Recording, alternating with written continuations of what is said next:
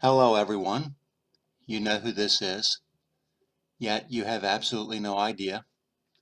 It appears that Justin Woolley's not finished yet because he apparently blames others online for him not being able to get a ride. That's correct. You can't make this up. This is a real whopper. Let's go ahead and get started. Hey, with Justin Woolley coming in. So I need to tell you guys why I was unable to make it over there to Oregon, even though I was ready, willing, and had two ride offers. All right. Now, for the kind individuals that offered me a ride, I do not hold the following information against you, nor do I blame you. However, the simple fact of the matter is that the information online became so convoluted that they got nervous and backed out. All right. Such things as the Haas USMC and the Yankee Marshal lying to the entire firearms and veterans community about Oregon's standing in regards to the occupiers of the refuge. Now, I've already shown you two massive board meetings where all of the residents of Oregon supported the folks over there taking a stand on their behalf from out of state at the refuge. However, the Haas USMC twice lied and betrayed Oregon, pulling all their support base away, along with. So wait a second. So you're telling me that this massive movement was able to be curtailed by a couple of people on YouTube? I'm sorry, Justin. If two YouTube channels or even a group of YouTube channels were able to kill the support for that, it didn't have that much support to begin with, Justin.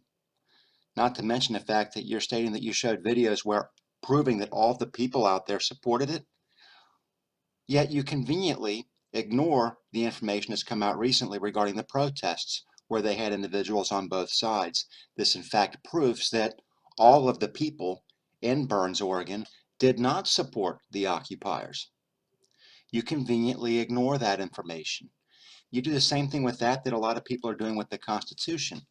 You're taking bits and pieces that suit you and you're throwing the rest away. It doesn't work that way, Justin. There's more information available and others can see the bigger picture while you're trying to present the smaller picture. This is your problem. This is why this fell apart. They're trying to control information on both sides.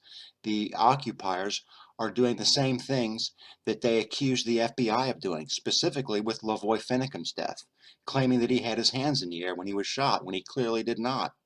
He is the first person in history I've ever seen have his hands in the air while down at his sides in his pockets at the same time. That would be the first time in history that I have ever heard of that being possible. But let's continue. The Yankee Marshal. All right. This is tried and true information right here. Oregon betrayed by the Haas USMC. 400 ranchers may lose everything. That's the kind of garbage that pulled my ride and my support away from Oregon, along with all the other gun owners, veterans, and other people like that. Once again, Justin, I'm not concerned with your difficulties in finding a ride. If you had grown up, you'd have your own ride. You'd be able to get there yourself. That's what big boys do. So, Oregon, you could thank the large firearms channels that betrayed you. You can also thank folks within the Truth and Freedom media who are really just infiltrator plants at this point. In fact, my ride, ironically, quoted this channel right here as they were so convinced by the garbage coming out of Dave Acton's mouth that they just decided not to come get me. Now, with that being said, Dave Acton doesn't know the first thing about America's battle rifle that's been out since 1962, as indicated by this comment here. That's interesting, Justin, because now you're trying to claim that someone's political awareness is based on their understanding of the research and development of the M16 rifle slash AR-15 made by Armalite in 1959, by the way, not 1962. So it appears, Justin, that you don't know a whole lot about the M16 slash AR-15 platform yourself. Are you familiar with the name Curtis LeMay? How about Eugene Stoner? You should look those names up before you try claiming to know anything about the AR-15 slash M16 platform. And furthermore, Justin, one's knowledge on firearms is not reflective of their knowledge on politics and issues of the day. It just means they don't know a lot about that specific firearm. One does not need to know about the M16/AR-15 platform to be able to make an educated decision on whether or not the occupation in Oregon was a good idea or not. This is very myopic of you, it's very childish of you, and to be quite honest with you, I think that it illustrates to myself and everyone else very clearly your lack of general understanding of the issues and your inability to act like an adult. You never grew up, Justin.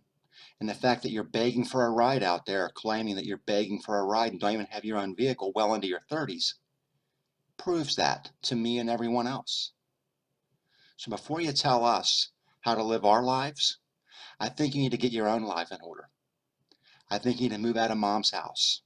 I think you need to get your own car, and you need to get a better job than the car wash before you try telling us how to live our lives, because yours is in shambles.